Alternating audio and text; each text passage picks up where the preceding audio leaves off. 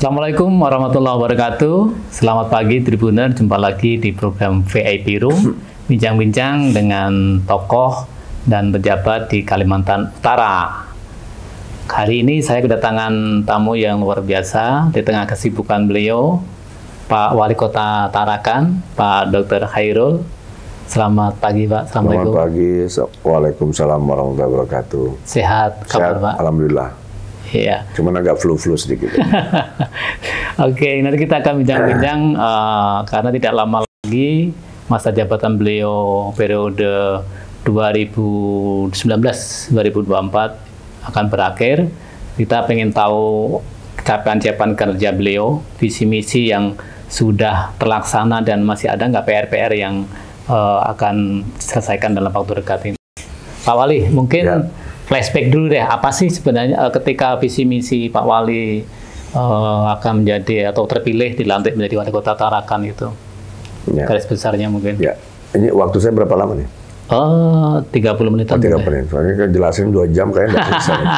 Oke, jadi terima kasih Pak. Jadi sebenarnya visi misi itu dan juga program-program unggulan yang kita buat yang ada 16 program unggulan itu berawal dari pengkajian secara mendalam, termasuk juga kumpulan dari aspirasi masyarakat yang kami tampung selama bergerak. Ya, waktu itu kira-kira hampir 2 tahun ya kita bergerak, kita mengumpulkan apa sih sebenarnya yang menjadi problem utama di Kota Tarakan ini.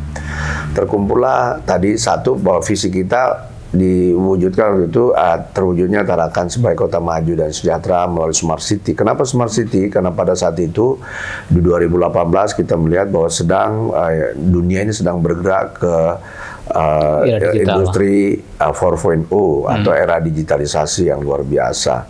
Dan Tarakan sebagai salah satu kota di dunia, saya pikir kita harus mensejajarkan diri dengan kota-kota lain di dunia seperti itu. Itu angan-angan kita. Maka dipatoklah visi itu menuju ke sana. Nah, yang kedua, lalu dari breakdown itu ada tahapan-tahapan untuk mencapai itu, dan ada 16 program unggulan pada saat itu yang kita simpulkan dari saripati, dari hampir semua yang kita dapatkan di lapangan. Misalnya di bidang pendidikan, itu ada tentang beasiswa, baik beasiswa prestasi maupun beasiswa anak tidak mampu, termasuk juga problem-problem yang kita dapatkan di pendidikan, mengenai biaya operasional pendidikan yang sangat kurang, ya, termasuk tingkat kesejahteraan guru juga yang waktu itu ya sangat miris lah kita melihat, termasuk infrastruktur pendidikan kita, di mana setiap tahun carut marut dengan sistem PPDB yang selalu saja ribut begitu. Nah, yang kedua masalah kesehatan, operasionalisasi puskesmas 24 jam, rumah sakit yang sebelah lama juga terbengkalai tidak dilakukan, kita coba buatkan itu, dan tentu juga operasionalisasi kesehatan untuk memenuhi standar minimal 10% dari APBD itu. Lalu berikutnya ada program waktu itu mengenai dana RT, karena kami melihat selama ini terjadi ketimpangan pembangunan di RT tidak seimbang, ya. Padahal kalau kita pikir RT-nya adalah penopang utama atau sokong guru dari pembangunan di kota ini, karena basicnya itu ada di sana. Lalu yang berikutnya ada lagi saya dapatkan, ya ternyata cakupan PDAM itu kan hanya sekitar waktu itu sekitar 43 atau 47%, saya lupa waktu itu. Jadi hampir separuh masyarakat Tarakan tidak menikmati air bersih dari PDAM, dan selama ini mereka lebih banyak membeli dari air propil tank dan sebagainya. Lalu saya tanya kenapa, ternyata problem mereka itu adalah di bidang pemasangan. Jadi pemasangan awal itu biaya itu yang mereka biasa yang sekitar 3 juta sampai 4 juta itu yang mereka tidak sanggup untuk bayar, relatif ya. Sehingga mereka lebih suka, ya tapi kalau membayar bulanan seperti tadi, nyatanya dia bisa beli air propil dan sebagainya. Oleh karena itulah kita programkan juga yang namanya tadi pemasangan PDAM gratis itu. Lalu ada lagi tentang misalnya universal health coverage, ya kita juga melihat bahwa ternyata masyarakat kita juga masih ada yang belum terlindungi kesehatannya, ya. Waktu itu juga para petani, para nelayan, saya lihat juga masalah kecelakaan kerja juga sering terjadi dan itu tidak ada jaminan, ya. Lalu ada lagi mengenai juga, saya punya pengalaman dulu waktu saya sekretaris daerah, masyarakat kalau minta ambulans ya nelpon kemana-mana, terus masuk juga mobil jenazah, muter kemana-mana lama sekali. Oleh karena itulah kita buat yang namanya one call one number itu, satu bisa menuju ke satu telepon, bisa minta ambulans, bisa meminta mobil jenazah, pemadam kebakaran bisa informasi ke situ. Jadi sehingga satu pintu dan instruksinya pun dipotong, ya, tidak lagi berbelit, hanya operator yang menginstruksikan, tidak lagi melalui struktur birokrasi di dinas yang berbelit-belit itu, ya. Nah, kita langsung di BKO-kan di bawah one call one number itu, dan yang merintah operator saja. Begitu ada ini, operator perintahkan kemana begitu, dan itu alhamdulillah berjalan sampai saat ini. Itu yang saya lihat, dan beberapa hal juga, misalnya kalau saya tanya masyarakat, apa industri, masyarakat pengusaha yang mereka mengeluhkan tentang ribetnya perusahaan perizinan, lama sekali, ya. Oleh karena itulah kita buat online system, ya, melalui OSS itu online submission system, ya. Sebelum dinasionalkan pun kita sudah mulai juga di sini, termasuk juga kita membuat mall plan public satu pintu, ya, supaya mereka mengurus perizinan betul-betul di satu tempat saja, nggak berkeliling kemana-mana. Kalau dulu kan ya namanya satu pintu, ya pelayan-pelayan satu pintu satu atap itu, tapi ya di dalamnya itu ternyata cuma satu pintu satu atap untuk ambil borang, selebihnya tetap mengurus ke dinas-dinas lain yang memerlukan waktu yang cukup lama. Itu adalah hasil kajian sebenarnya yang kita peroleh dari lapangan, termasuk juga waktu itu kita melihat bahwa ada persoalan misalnya di bidang pertanahan, ya. Oleh karena itu kita membuat RT RW baru, mencoba memetakan lagi dan sebagainya, dan yang terakhir juga mengenai infrastruktur jalan, jembatan, ya. Itu juga menjadi perhatian kita. Jadi sebenarnya itu adalah hasil kajian dan juga hasil aspirasi yang disampaikan masyarakat kepada kami, dan itulah yang kami buatkan dalam program unggulan. Dan kita jalankan itu. Dan itu kan sudah dilaksanakan dan ya, kita laksanakan secara konsisten, karena itu kita masukkan di dalam RPJMD kita, ya, rencana pembangunan jangka menengah daerah, dan tentu juga tidak menafikan pelayanan-pelayanan dasar yang lain yang tidak masuk di program unggulan, termasuk juga tentang standar pelayanan minimal yang harus dijalankan oleh pemerintah daerah. Itu tetap kita lakukan. Jadi berbarengan dengan itu. Ya. Bicara Smart City kan belum lama ini kan kota kan mendapat apresiasi penghargaan juga, ya, mengenai digitalisasi, ya, pelayanan gitu, Pak. Ya. Nah, tentu apakah itu juga sudah sesuai dengan target atau mungkin masih ada beberapa yang akan menjadi cakupan, terutama sebenarnya ya kita sih sebenarnya belum sempurna. Jadi sebenarnya begini, Smart City ini kan sebenarnya adalah suatu istilah, ya. Smart City itu adalah kota cerdas, tapi sebenarnya indikatornya itu kan ada 6. Satu itu smart living, kota yang nyaman ditempati oleh semua orang. Berarti kota itu harus nyaman, harus indah, harus rapi, harus aman begitu, ya. Ada safety, sehingga itu adalah salah satu. Yang kedua, smart economy. Kota ini harus pertumbuhan ekonominya harus bagus, tingkat pendapatan masyarakatnya itu harus bagus. Yang ketiga itu smart mobility, di mana masyarakat gampang bergerak dari satu tempat ke tempat yang lain, tidak terhambat ke masalah transportasi, kendala transportasi dan lain-lain begitu. Yang keempat itu adalah smart people, masyarakatnya harus cerdas. Berarti tingkat pendidikannya harus bagus, ya. Ada yang tunjukkan mungkin dari IPM yang bagus, ya. Termasuk juga tadi adalah smart environment, ya, di mana masyarakat itu pembangunan ini tetap memperhatikan aspek lingkungan. Jadi pembangunan yang berkelanjutan. Dan yang terakhir itu adalah smart governance, di mana pemerintahan yang baik, ya, pemerintahan yang transparan, akuntabel. Dan alhamdulillah semua saya kira seperti tadi, bahwa contoh saya bilang smart living, ya kita ya mudah-mudahan sih, tapi bahwa indikator sekarang juga ada indikator seperti Kaltara menjadi kota nomor 2 teraman, nomor 2 kota yang bahagia, kan, itu salah satu, dan itu kan penopang juga di Tarakan, ya. Termasuk juga misalnya kalau kita lihat dari misalnya smart economy, pertumbuhan ekonomi kita jauh di atas nasional. Berapa sekarang, Pak? Sekarang 6,23. Ya, di tingkat nasional kan masih sekitar 5. Ya. Termasuk angka inflasi juga. Kalau kita lihat itu dari aspek ekonomi juga terkendali dengan baik. Lalu misalnya kita mau lihat lagi smart governance, selama 4 tahun berturut-turut kita sudah mendapatkan WTP, wajah tanpa pengecualian. Ya. Apalagi misalnya, dan banyak indikator-indikator yang lain, termasuk tadi misalnya tadi yang disebutkan mengenai smart people sekarang termasuk mengenai tingkat income per kapita, ya. Kalau kita lihat di smart people, IPM kita sekarang kan juga jauh di atas nasional. Sekarang kan di angka 78 kalau tidak salah. Ya, jadi saya kira sementara di rata-rata nasional hanya sekitar 74, Kaltara hanya 72. Jadi sebenarnya saya kira bahwa ini data-data makro ini saya kira menunjukkan bagaimana upaya-upaya pencapaian kita dalam rangka menuju Smart City itu. Walaupun bahwa Smart City ini adalah bukan sesuatu yang akan berakhir dengan sendirinya, karena memang terus harusnya ada improve, ya harus ada peningkatan, improvement setiap dari waktu ke waktu. Dan kita memang bercita-cita mudah-mudahan bahwa kota ini sebagaimana ide, gagasan dari the founding fathers kita dulu, misalnya pendiri kota ini, bahwa ya kita kalau bisa mungkin menuju ke The Little Singapore, kota yang Singapura kecil, atau kalau Pak SBY dulu bilang the new Singapore, Singapura baru. Harapan kita begitu. Tapi kan kalau lihat dinamika kota kan sudah kelihatan Pak, peluang bisnis juga, investasi sudah begitu banyak yang masuk. Nah mungkin ada nggak hubungannya Bapak sebagai Ketua Apkasi Regional Kalimantan ya?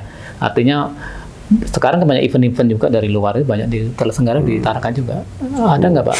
Iya, jadi saya kira bahwa kunci kenapa orang suka berinvestasi di Tarakan, bahwa memang kalau kami kan selalu promosinya, kita akan berikan karpet merah kepada pengusaha. Kita bantu mereka, kalau mereka datang ke sini, bantu apa sih Musa? Dan saya sudah bilang, kalau ada hambatan di birokrasi, sampaikan ke saya.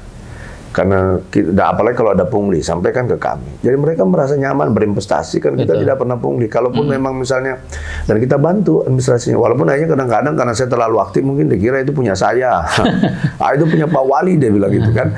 Padahal kita ini kepengen bahwa investasi masuk. Karena dengan demikian, nah cuman cara saya kalau mereka berinvestasi, harus sebanyak-banyaknya penduduk lokal yang anak-anak kita yang lokal yang terlibat di dalam proses itu, ya, untuk menciptakan lapangan pekerjaan. Jadi itu yang selalu saya minta kepada para investor, ya. Jangan sampai Anda berinvestasi di sini tapi tidak memberikan dampak yang cukup baik dalam menurunkan angka pengangguran dan juga menurunkan kemiskinan. Karena itu kan tujuan kita, ya. Keberhasilan pembangunan kan juga dilihat dari menurunnya angka pengangguran dan menurunnya angka kemiskinan. Itu salah satunya. Terus pertumbuhan ekonomi yang cukup bagus, kan? Indeks pembangunan manusia yang meningkat, kan itu sebenarnya indikator. Jadi kalau kita melihat itu, nah kalau orang mau masuk berinvestasi, dan boleh dilihat mereka rata-rata 3 bulan misalnya kemarin, di 3 bulan buka, karena kita memang bantu mereka, bantu investasi itu, termasuk investasi yang lain, termasuk misalnya pabrik kertas, masalah-masalah sosial yang ada di lapangan, kita ikut membantu. Bukan ada kepentingan pribadi kepala daerah, nggak ada. Kita kepentingan untuk kota ini, untuk masyarakat ini, karena ya kita tidak mungkin akan ada pertumbuhan ekonomi kalau tidak ada investasi. Yang tidak ada pergerakan ekonomi kalau tidak ada investasi. Ya. Lalu yang kedua, tidak ada penciptaan lapangan kerja kalau tidak ada investasi. Di mana orang mau bekerja? Nah, mau bekerja di pemerintah sudah terbatas, bahkan sekarang pengurangan kalau di pemerintahan itu. Maka harus dibuka lapangan pekerjaan yang sebanyak-banyaknya, ya tentu melalui investasi. Tapi cukup linear nggak Pak? Artinya banyaknya investasi dengan tingkat tenaga kerja di... Oh iya, kalau kita lihat kemarin, evaluasi kita terakhir kemarin kan angka pengangguran di 2027 ke 2023 kan turun dibanding 2022. Ya. Nah, cuman memang angka kemiskinan kita memang juga turun sebenarnya, tetapi masih di atas rata-rata Kaltara, tapi kita di bawah nasional. Kenapa? Karena memang garis kemiskinan orang Tarakan tingkat pengeluarannya itu lebih tinggi dibanding dengan, mohon maaf nih, secara nasional. Kalau nasional itu kan garis kemiskinan kan 500.000 per bulan. Kalau kita itu 800.000. Ya, jadi kalau misalnya kita di Tarakan, nah kalau di nasional itu belum miskin, di Tarakan udah miskin dia. Karena udah di bawah garis kemiskinan. Kalau di bawah penghasilan 800.000, kita tingkat pengeluaran di atas di bawah 800.000 berarti dia sudah kalau di nasional belum miskin. Kalau di tempat kita udah miskin karena standar kehidupannya lebih tinggi. Jadi maka kalau teman-teman melihat di lapangan, ya kan hampir tidak ada juga kita, mungkin mohon maaf nih, misalnya homeless begitu, orang tidak punya rumah yang tidur di pinggir-pinggir, belum ada rasanya saya ada di Tarakan. Betul. Kalaupun sekarang yang disorot misalnya ada anak mengemis-ngemis anak-anak itu kan karena jualan di jalan. Jualan di jalan itu kan karena sebenarnya ada masalah di belakang itu. Dan itu yang sedang kita coba. Ini bukan karena faktor kemiskinan menurut saya, tapi itu lebih pada ada upaya-upaya orang yang ingin melakukan eksploitasi terhadap anak-anak ini. Karena yang menjual itu kan anak kecil, bukan orang besar ya. Jadi itu pertanda bahwa atmosfer investasi itu kita ciptakan sedemikian rupa. Orang mau berinvestasi kalau ada kepastian hukum. Orang mau berinvestasi kalau ada kepastian segala bahwa mereka berinvestasi tidak diganggu dan lain-lain. Termasuk masalah keamanan. Oleh karena itulah kita selalu berdiskusi dengan Prokopimda menjaga terus-menerus stabilisasi di kota ini. Karena itu yang menjadi yang sangat penting menurut saya. Iya. Kalau orang merasa tidak aman, tidak akan orang berinvestasi. Betul. Pak Wali, dari sekian lama dengan berkat jabatan, apa sih yang kira-kira ini kok belum gitu? Artinya kebutuhan masyarakat atau tadi kita yang berada dalam Pak Wali yang sering mungkin ke beberapa daerah-daerah di Tarakan, apa sih yang kira yang belum? Ya, kalau saya lihat kan memang persoalan yang masih terus ya memang kan begitu. Semakin kita perbaiki kebutuhan masyarakat yang tadinya standar, ada aja kekurangan. Mungkin di tempat lain tidak menjadi keluhan, di tempat kita udah menjadi keluhan. Ya. Yang masih sekarang ini dan kita harus akui memang misalnya masalah jalan. Ya. Tapi insya Allah tahun ini 2024 itu akan kita coba selesaikan lah. Jalan-jalan yang menjadi kewenangan kami ya. Ada kewenangan kota. Karena jalan ini kan juga ada kewenangan provinsi, ada kewenangan pusat juga, tidak hanya kewenangan kota. Tapi yang kewenangan kota insya Allah akan kita selesaikan di tahun ini. Mudah-mudahan di awal-awal ini sudah, sebelum saya mengakhiri masa jabatan, mudah-mudahan sudah bisa dieksekusi semua supaya karena menurut saya memang hanya itu yang menurut saya yang agak kurang, agak kurang. Kalau dari yang di 16 program unggulan, karena memang persoalan kemarin, ya memang kita berusaha membangun di tengah-tengah keterbatasan fiskal ini. Memang kita kalau dibanding APBD kita tidak usah di luar, di antara kita di seluruh kabupaten kota Kaltara ini kayak Tarakan kan yang paling rendah APBD-nya ya. Jadi tapi kita berusaha dengan keterbatasan fiskal itu bagaimana melakukan sinergitas dengan pemerintah pusat ya, termasuk provinsi, termasuk juga kita berkolaborasi dengan dunia usaha ya, supaya bisa membangun dengan tingkat keterbatasan itu kita bisa membangun kota ini dengan baik seperti itu. Kalau kita bisa recheck satu persatu dari sisi smart city tadi sudah keberhasilan digitalisasi, PDAM juga tadi sudah hampir tercover. Iya, kalau dulu saya bilang waktu awal saya menjabat kan coverage-nya sekitar 47%. Sekarang udah 93%. Hampir semua. Ya, tinggal 7%, dan insya Allah juga ya memang mohon maaf ada beberapa daerah yang kami tidak bisa pasang karena ada persoalan. Mohon maaf ya, persoalan di situ. Contoh misalnya yang masuk di kawasan Angkatan Laut. Betul. Itu kan ya, yang ditempati masyarakat itu kan juga masih terpending, tapi kita masih terus berusaha. Tapi dari sisi air bakunya aman, Pak? Aman, insya Allah. Jadi dulu memang kalau kita udah nggak hujan seminggu itu pasti teriak semua. Sekarang alhamdulillah karena kemarin upaya kita untuk mengoperasionalisasikan embung Indulung itu dengan melakukan pemasangan pipa melalui itu dari Indulung mengirim air ke Binalatung, karena Binalatung ini yang memang yang kapasitas coverage-nya yang sangat besar. Karena itu memang embung pertama sih ya. Jadi itu yang sehingga kalau itu nggak hujan seminggu aja udah langsung habis tuh air. Nah, sekarang kita supply juga dari Indulung, sehingga kalaupun misalnya tidak hujan itu masih ada supply dari Indulung yang sebenarnya kalau dilihat sekarang yang terpasang itu kan bisa 200 liter per detik ya. Walaupun sebenarnya kalau kami lihat debit air itu masih bisa diangkat sampai 400 bahkan bisa sampai 800 liter per detik. Termasuk listrik yang dulu jadi persoalan sekarang udah oke. Ya, alhamdulillah. Jadi kita ini bersinergi juga dengan teman-teman PLN ya, karena saya juga waktu terjadi krisis listrik itu saya asisten 2. Bagaimana tidak enaknya masyarakat di demo kita ya sampai zaman Pak Udin kan di demo oleh masyarakat persoalan listrik. Maka sekarang itu sangat, makanya masuk di 16 program unggulan, masalah ketersediaan listrik, ketersediaan internet, ya termasuk juga kemudahan dalam berinvestasi. Karena itu kan 3 hal. Ada orang mau berinvestasi, listrik tak ada, pasti dia berpikir Ada mau berinvestasi, air tak ada, orang berpikir. Ada mau berinvestasi tidak ada internet, Pak ini kota apa ini? Kalau masih ada black spot yang banyak. Jadi itu yang selalu kita terus dorong, dan alhamdulillah saya kira kalau misalnya internet itu sama masuk 16 program unggulan. Jadi ketersediaan listrik dan internet ataupun jaringan bandwidth yang cukup memadai, termasuk juga kemudahan berinvestasi masuk di 16 program unggulan itu, ya. Alhamdulillah kalau dulu kita selalu defisit listrik, sekarang malah kita oversupply. Sekarang di catatannya PLN itu kan kita kan di angka 53 mega, sementara kapasitas kita kan beban puncaknya sampai 51. Jadi kita masih ada oversupply 2, dengan masih ada sekarang cadangan yang insya Allah PLTMG akan masuk 16 mega. 16 mega dan sekarang sudah masuk sekarang. Sehingga mudah-mudahan persoalan listrik tetap bisa handal sampai ke depan. Apalagi nanti kalau jalur misalnya jalur kabel bawah laut, termasuk juga interkoneksi Kalimantan bisa berjalan dengan baik, ya. Saya kira insya Allah karena memang itu salah satu faktor penunjang. Ada orang berarti dari listrik macet gitu. Betul. Pasti akan berpikir keras mau masuk. Ini kota apa ini gitu kan?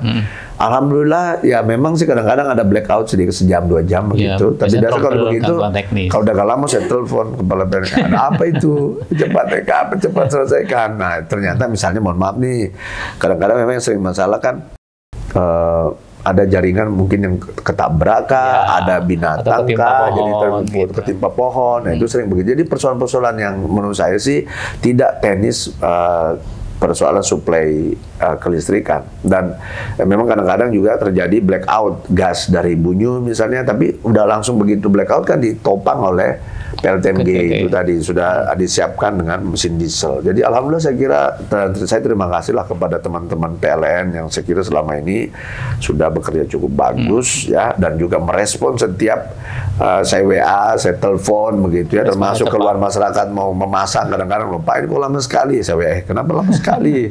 Anda mau jualan kok lama banget begitu ya? Nah itu, karena memang PLN ini bagaimanapun masih BUMN juga masih ada birokrasinya gitu. Kalau swasta kan begitu ada pesan ya pasang gitu. Tapi ya itulah karena masih BUMN ya memang birokrasi masih ada unsur-unsur birokrasi itu masih terbatas. Tapi saya jujur saya harus berterima kasih juga kepada teman-teman PLN di samping teman-teman PDAM ya yang kita directing benar-benar, dan alhamdulillah pencapaian-pencapaian ini yang saya kan kalau mau tanya testimoninya sama masyarakat langsung saya tidak bisa menganggap sebuah keberhasilan, tapi boleh ditanya masyarakatnya gimana sih perasaan mereka selama ini, apakah memang ketersediaan air bersih ini cukup begitu, walaupun memang ada beberapa titik yang belum seperti tadi karena ada persoalan sengketa wilayah, ada juga mungkin memang ada beberapa titik yang belum terpasang pipa besar. Itu sampai di daerah perbukitan nyampe masih ya, karena sekarang perbukitan pun yang dulu tidak bisa naik sekarang kan pakai booster pump.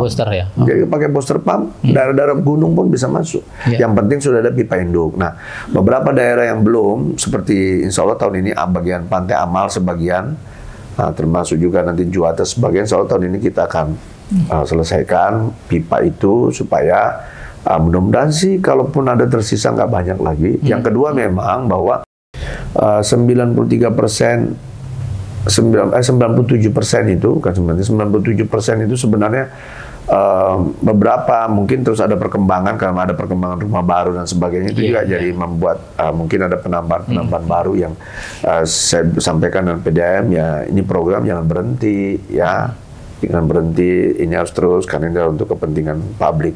Atau dengan demikian saya kira bahwa itu juga signifikan juga menaikkan tingkat pendapatan dari PDAM. Pak Wali, kalau terkait tadi cover pelindungan tenaga kerja, terutama non formal ya, termasuk kesehatan BPJS, itu dari Pemkot ada program subsidi atau mungkin digratisan, Pak? Jadi gini, ada 2 skim ya. Skim itu. Jadi misal yang tenaga-tenaga yang mendapatkan insentif atau honor dari pemerintah, contoh RT, guru mengaji, kader posyandu, kader dasawisma, ya kan begitu ya? Guru sekolah minggu gitu-gitu. Itu kita potongkan dari insentifnya. Kan cuma 16.000 nggak salah sebulan. 16 sekian. Yang non formal yang tidak ada dapat honor, contoh nelayan, petani. UMKM UMKM itu kita klasifikasi. yang UMKM yang kecil misalnya, contoh saya minta sama mereka dan yang punya resiko besar misalnya tukang sayur keliling, tukang bakso keliling, kan itu kan punya resiko cukup besar, misalnya ya di jalan dan sebagainya. Dan saya yakini mereka juga akan sangat berhitung kalau mau itu. Nelayan juga hampir setiap minggu kadang-kadang saya terima, Pak, ada lagi nelayan kita yang tenggelam. Nah, pergi lagi kita melihat kan. Tapi kan ya akhirnya ditinggalkan anak-anaknya yang masih kecil, istrinya juga. Ya mungkin kalau istrinya masih bisa cari lagi, tapi anaknya bagaimana? Ya kan? Akhirnya memang sekarang kita berikan santunan, berikan masukan di BPJS Ketenagakerjaan, di samping kalau BPJS Kesehatan saya anggap sudah selesai. Karena coverage kita sudah sekitar 98% ya. Jadi mungkin 2% itu pun ya tapi pun sekarang pun kalau misalnya ada yang belum dapat, dia masuk di rumah sakit, yang penting dia lapor cepat, tidak lebih dari 2 kali 24 jam, dia lapor cepat ke kita, ke Dinas Sosial atau ke Dinas Kesehatan, itu segera biasanya kita keluarkan jaminan kepada BPJS. Jadi alhamdulillah selama ini itu kan bagian-bagian dulu yang kami alami juga. Kadang-kadang hampir setiap hari itu orang ngantri di kantor wali kotanya untuk minta SKTM, surat keterangan tidak mampu. Habis waktu kita untuk misalnya, yang menurut saya itu hal-hal yang receh-receh ya. Akhirnya kita tidak bisa berpikir strategi, hanya mengurus hal-hal yang receh begitu. Dan kita buatlah sistem, kita ya, yang tidak mampu diberikan jaminan oleh pemerintah yang bayar. Tapi yang mampu ya bayar sendirilah. Tapi suatu ketika misalnya yang ngedrop tidak punya mampu, ya diambil alih lagi oleh pemerintah begitu. Nah, untuk BPJS Ketenagakerjaan, kan ini kami anggap BPJS Kesehatan sudah selesai, kita bergerak ke melebarkan ke BPJS Ketenagakerjaan. Seluruh nelayan kita sekarang, terutama nelayan tangkap. Nelayan tangkap yang melaut itu yang kami anggap punya risiko sangat besar, itu sudah seluruhnya kita jaminkan. Itu pemerintah yang bayar. Sehingga kalau sekarang misalnya mereka tidak diminta, mereka ada yang tenggelam atau kecelakaan di laut ataupun kecelakaan kerja yang lain, lalu misalnya cacat permanen, itu akan dapat santunan. Kalau cacat permanen itu bisa sampai 200 juta, 120 atau 200 juta. Dengan anaknya itu 2 orang itu akan dijamin sampai selesai perguruan tinggi. Jadi kita kalau tidak kan akan menciptakan orang miskin baru. Ini kepala rumah tangga udah gak bisa kerja, pasti akan lahir lagi orang miskin baru. Tapi demikian saya kira bahwa jaminan anaknya untuk tetap mendapatkan pendidikan yang kita harapkan nanti akan melanjutkan kehidupannya sendiri, itu akan tetap ada. Nah, termasuk kalau misalnya dia meninggal, dia dapat santunan kematian. 40 juta, udah sampai 42 juta ya. Dan anaknya pun juga masih kita tanggung sampai selesai dia kuliah. Nah, nanti ini memang tahun ke depan nanti akan kita semakin, kan tinggal tidak banyak lagi rasanya, karena juga sebagian saya dengar di coverage oleh provinsi. Sebagian kita nelayan, memang petambak belum kita masukkan kemarin karena kami anggap kan ada bosnya. Sebenarnya bosnya inilah yang menanggung, karena dia ada bosnya. Nah, kalau nelayan tangkap ini kan mereka nggak punya bos biasanya. Nah, tapi itu tapi terus kita kembangkan, termasuk petani juga. Petani-petani ini udah masuk, termasuk UMKM sebagian ya. Saya kira program ini harus diteruskan kalau menurut saya ke depan, karena ya kita tidak lagi berharap bahwa ada lagi urusan receh-receh, dan masyarakat ini ada jaminan masa depan untuk keluarga dia, untuk anak dia. Kalau suatu ketika dia tidak mampu bekerja, terjadi masalah, misalnya dia cacat permanen atau meninggal dunia, dia tidak menciptakan orang miskin baru di belakang. Dan itu, karena kita jamin, dan itu dibantu oleh negara, pemerintah, kota. Bukan siapa-siapa, karena kita juga nggak bisa berharap terlalu jauh kemana-mana, karena ya ini warga kita, masyarakat kita. Dan alhamdulillah itu saya kira juga bagian dari program 16 unggulan yang kami juga sudah laksanakan itu. Dan saya minta juga seluruh misalnya Dinas Perindakop coba dievaluasi lagi mana sih UMKM yang perlu. Tapi waktu itu saya kasih arah, contoh yang paling beresiko tadi yang penghasilan rendah, misalnya tukang sayur keliling, tukang bakso keliling, gitu-gitu ya. Dan dananya keliling-keliling ini itu kan yang sangat berisiko. Nanti mungkin kalau ini sudah tercover semua, kita naikin lagi ke segmen berikutnya gitu. Saya kira itu program-program yang terstruktur, sistematis yang kita lakukan saat ini. Dan alhamdulillah saya kira bahwa program ini masih terus berjalan ya. Termasuk tadi yang tadi yang program RT yang untuk apa? Untuk jaminan untuk RT, guru mengaji, dan sudah banyak itu. Baru berapa ini sudah terus tiba-tiba meninggal misalnya dapat santunan. Nah, termasuk kita di Pemkot ini juga saya minta seluruh ASN kita juga ya menjadi bapak asuh lah. Ya minimal misalnya ada keluarganya yang ditinggal di rumah, atau misalnya ada pembantu rumah tangga yang tinggal di rumah, ini kan harus dijaminkan juga. Kalau dia ada apa-apa kan bapak kan pusing sendiri juga. Ya udah jaminkan aja, cuman bayar 16.000 kok setiap bulan, nggak berapa. Besar. Tapi kalau misalnya mohon maaf nih, terjadi kecelakaan kerja, kan ada jaminan buat dia dan ada jaminan buat keluarganya, iya kan?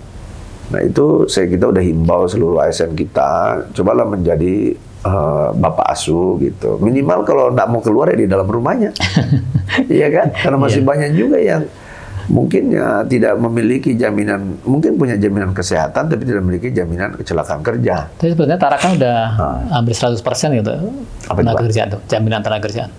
Oh, kalau yang formal sih saya kira iya, wajib kan. Yang informal ini saya kira tidak banyak lagi, tidak banyak lagi. Jadi tapi secara gradual akan nanti kita programkan ke sana, karena ini menurut saya untuk memberikan jaminan kepada warga kita di sini, jaminan masa depan, bukan buat dia tapi buat keluarganya, buat anak-anaknya. Oke. Terakhir Pak Wali mungkin ingin disampaikan ke masyarakat Tarakan. Karena memang kalau nggak salah Maret Pak ya, Maret 1 Maret 2024 akan berakhir. Silakan Pak. Ya, saya tentu bahwa menyampaikan terima kasih dan penghargaan, apresiasi yang setinggi-tingginya kepada seluruh masyarakat Tarakan dari berbagai lapisan, ya mulai dari Forkopimda kita, jadi TNI, Polri, jajaran instansi vertikal, ya OPD termasuk masyarakat bawah, masyarakat pengusaha, masyarakat petani, masyarakat nelayan, pedagang, semua terima kasih banyak, luar biasa bahwa sumbangsi Bapak Ibu semua yang sudah menjaga kondusivitas kota ini dengan baik, itu yang paling penting menurut saya, menjaga stabilitas, keamanan sehingga kita bisa hidup nyaman, hidup tenang di kota ini adalah luar biasa kontribusi ini, dan saya kira ini tercipta bukan karena kerja wali kota semata, tetapi adalah kolaborasi dari semua termasuk seluruh tokoh bagaimana menjaga kota ini dengan baik, karena kita merasa bahwa kota ini adalah milik kita bersama. Ya, terima kasih banyak. Yang kedua, saya ingin mohon maaf kalau saya bersama Pak Effendi Juprianto selama hampir 5 tahun menggauli Bapak Ibu semua ini ya, mungkin ada hal-hal yang kurang berkenan, karena saya juga manusia biasa. Ya, saya bukan malaikat. Ya, saya yakin dan percaya mungkin dari perkataan, perbuatan, atau tindak tanduk itu ada hal yang kurang berkenan. Saya mohon maaf bersama Pak Wakil, dan mudah-mudahan saya kira kita bisa kepada nanti yang meneruskan program ini, ya kita berharap bahwa bisa meneruskan dengan baik. Kalau perlu yang bagus ditingkatkan lagi, yang kurang ditambah. Saya kira kami menyadari juga bahwa tidak sempurna juga apa yang kami lakukan, ya. Tapi kami berusaha keras untuk itu. Mudah-mudahan penerus ini bisa meneruskan dengan baik. Terima kasih kepada seluruh masyarakat. Oke. Ini bicara penerus atau meneruskan? Kan PJ kan pasti meneruskan. Oh gitu. Kan PJ, kan pilkadanya masih lama. Pilkada itu masih bulan November kali ya, September paling cepat September. Kemungkinan kita belum tahu juga, karena belum ada tahapan dari KPU, kita belum tahu kapan. Tapi antara September atau November, kan masih lama tuh. Nah, ada jeda waktu sekian kan, kalau stakan itu kan dengan merugikan rakyat. Jadi sebenarnya kan program pembangunan tidak boleh berhenti karena pergantian personal pimpinan dan sebagainya. Harus terus berjalan, karena ini pelayanan nggak boleh berhenti, siapapun itu. Nah, karena memang jeda untuk pemilihan berikutnya kan masih ada jeda waktu, sehingga saya kira bahwa akan diteruskan oleh penjabat, dan penjabat ini menurut saya juga di samping mengemban amanat untuk mempersiapkan pilkada, termasuk juga meneruskan juga pembangunan, program-program pembangunan, termasuk juga program pelayanan publik kepada masyarakat itu harus berlanjut, nggak boleh berhenti, nggak boleh stuck. Jadi saya kira itu. Jadi dan mari bersama-sama terus kita jaga kota ini, karena bagaimanapun suka tidak suka, mau tidak mau, ya kita akan mengakhiri semua di kota ini. Keturunan kita mungkin akan tinggal di sini. Betul. Gitu. Terima kasih Pak Wali, Pak Khairul. Sukses. Ya, sekali lagi mungkin selesai periodenya, tapi next periode apakah Pak Wali akan lanjut, kita tunggu. Tapi yang tentu kita tentu mewakili masyarakat Tarakan, terima kasih. Tarakan begitu sudah maju, dinamikanya luar biasa. Tentu kita mendoakan Pak Wali selalu sukses, sehat selalu. Terima kasih Tribuner, jumpa lagi nanti di program VAI Room dengan tokoh yang berbeda. Terima kasih. Assalamualaikum warahmatullahi wabarakatuh. Waalaikumsalam warahmatullahi wabarakatuh. Sukses buat masyarakat. Jaga persatuan dan kesatuan. Siap.